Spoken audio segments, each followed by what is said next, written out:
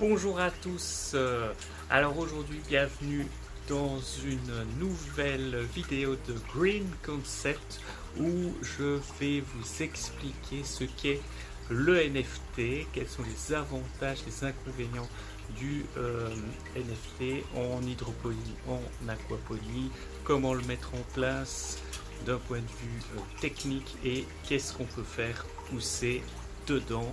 C'est parti, on commence tout de suite. Alors, qu'est-ce que c'est le système NFT? Ça vient de l'anglais Nutrient Film Technique, donc la technique du film nutritif. Et ça consiste simplement à faire circuler de l'eau dans un tuyau ou un équivalent tuyau, comme vous pouvez le voir ici, pour nourrir toute une série de plantes. Alors regardez ici, par exemple là j'ai de la jeune ciboule de Chine et regardez à l'intérieur ici du NFT il y a un flux permanent d'eau qui circule et qui apporte aux plantes les nutriments mais aussi l'oxygène nécessaire à leur survie. Alors il y a plein de choses, hein. Regardez ici on a du basilic, on va voir après plus en détail tous les types de plantes qui peuvent pousser dans ce NFT. Alors les avantages principaux de ce type de système, c'est que il y a des systèmes commerciaux comme celui-ci qu'on achète, mais il y a aussi des systèmes faits maison. Et là je vais plus vers le bas, ici vous avez un NFT maison qui fait du tuyau de base PVC. Donc l'avantage c'est que c'est peu cher à mettre en place, que ce soit acheté tout fait ou fait soi-même. On est dans ce qui se fait de moins cher en aquaponie, hydroponie. Deuxième avantage, il n'y a pas de médias, ou très peu de médias, il y en a un tout petit peu dans les pots qui se trouvent dans le système, mais donc pas de médias, ça veut dire pas de nécessité de régler le pH. L'autre avantage, c'est que la distance entre le système NFT et la cuve à poissons peut être très grande. Et regardez ici, j'ai mon arrivée d'eau qui est ici, et le bassin avec mes petits poissons se trouve complètement en dehors de la serre, là-bas sur la terrasse. On peut le voir de loin, donc je suis à peu près à une douzaine de mètres de mon bassin à poissons. Rien de plus facile d'amener l'eau jusqu'ici avec une bonne pompe. Ensuite, il y a une très bonne aération aussi dans ce système, puisque comme l'eau circule en fines couches et qu'une partie des racines sont à l'air libre dans le système, il y a un apport d'oxygène important. Au niveau maintenant des inconvénients, le premier inconvénient c'est qu'il faut quand même une bonne filtration à la base pour éviter que les déchets, les déjections des poissons ne viennent boucher les NFT et entraver la circulation de l'eau.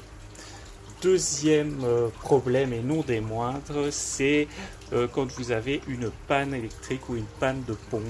Eh bien, systématiquement, le NFT, le flux d'eau est coupé et là vous avez intérêt à réagir rapidement pour sauver vos plantes.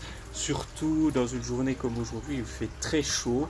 En l'espace de quelques heures, toutes les plantes peuvent être en sous-hydratation et peuvent mourir. Donc ça c'est un gros inconvénient. Et alors le dernier gros inconvénient que j'ai pu expérimenter quand même à plusieurs reprises, c'est le bouchage du NFT par les racines des grandes plantes et notamment de nos chères tomates. Donc regardez ici, on a un très beau plant de tomates Costoluto Genovese je ne vais pas le retirer, je ne saurais pas le retirer, mais les racines de cette plante sont énormes et du coup elles peuvent rapidement entraver et boucher le NFT si le diamètre n'est pas suffisant. Ce que je vous conseille d'office pour éviter ça, c'est de ne jamais mettre de grands plants, donc de tomates ou de choux par exemple, à l'extrémité du NFT, donc, parce que l'extrémité il y a un rétrécissement et donc l'eau passe de façon moins optimale. Et donc, il ne faut surtout pas que les racines des grosses plantes aillent boucher le NFT à cet endroit-là. Alors, quels sont les conseils liés à la mise en place d'un NFT? Le premier, c'est le diamètre du tuyau pour éviter les problèmes dont on a parlé, notamment les problèmes d'obstruction par les racines. L'idéal, c'est 10 cm de diamètre. Regardez ici, par exemple, j'ai du tuyau PVC de 12. Et là, je peux mettre des grandes plantes, comme par exemple le céleri que vous voyez là, la tomate que vous voyez ici, la menthe qui est en pleine explosion. Et je peux également mettre des salade ou autre. Alors regardez, pour vous donner une idée, regardez déjà la masse, je ne sais pas si on voit bien la masse et le volume racinaire qui sont déjà présents ici dans ce trou du NFT que j'ai fait en récoltant une salade. Alors c'est important également d'avoir une bonne distance entre les plants. Et normalement, on recommande entre 20 et 25 cm entre les plants pour éviter un maximum les problèmes d'obstruction de racines, mais aussi pour permettre aux plantes d'avoir suffisamment d'espace pour grandir. Comme par exemple, vous voyez cette laitue rouge, Batavia rouge, et bien elle a suffisamment d'espace à gauche et à droite pour croître entre cette jeune aubergine qui se trouve ici et la laitue iceberg qui se trouve juste à côté. Pour les grandes plantes comme les tomates, comme les choux, il vaut mieux espacer un trou sur deux pour assurer la bonne croissance de la plante. Je vais vous montrer un petit exemple. Ben voilà, ici vous avez un plant de tomates qui se trouve ici. Entre les deux, j'ai une laitue. Et puis, j'ai un autre plant de tomates qui se trouve là. Alors, autre facteur important, c'est l'inclinaison du NFT. De combien est-ce qu'il faut l'incliner? C'est très important de ne pas trop l'incliner, parce que sinon, la substance nutritive circule trop vite et vous allez pouvoir avoir des débordements de votre NFT. L'idéal, c'est une pente de 1 sur 30, 1 sur 40. C'est-à-dire que l'abaissement est de 1 cm tous les 40 cm. Et alors, le mieux, c'est d'utiliser un système de cale. Regardez, voilà.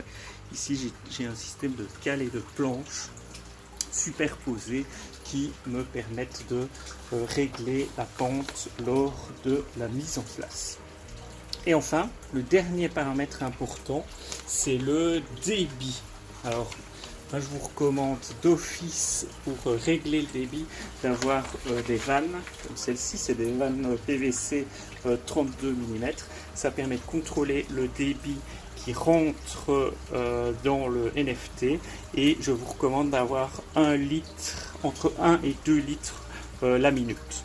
En dessous, c'est trop peu, il y a trop peu d'apport, notamment qu'il fait très chaud pour les grandes plantes. Et au-dessus, là ça va trop vite, les plantes n'ont pas le temps de capturer la solution nutritive, ça peut abîmer les racines des plantes, donc ça n'est pas recommandé. Et enfin, dernier conseil, vous allez trouver sur internet et sur certains sites des NFT de ce type-ci. Hein, c'est des NFT bien connus qui sont produits en Chine. Je vous vraiment dérecommande ce type de système. Donc ce sont des tuyaux où le diamètre est beaucoup trop petit et dont l'espacement entre les plantes est beaucoup trop serré. Donc ça se bouche très vite et donc on ne peut travailler que avec des plantes à faible volume racinaire comme j'ai mis ici des ciboulettes et du thym et quelques épinards qui sont en train de monter en fleurs. Et alors vous voyez également que à la fin vous pouvez parfaitement relier votre NFT à un autre type de système aquaponique, comme par exemple ici un bac à marée. Donc, pas de problème, il suffit simplement de laisser le NFT déverser son eau, comme c'est le cas ici, dans le bac à marée chez ce superbe cresson fontaine.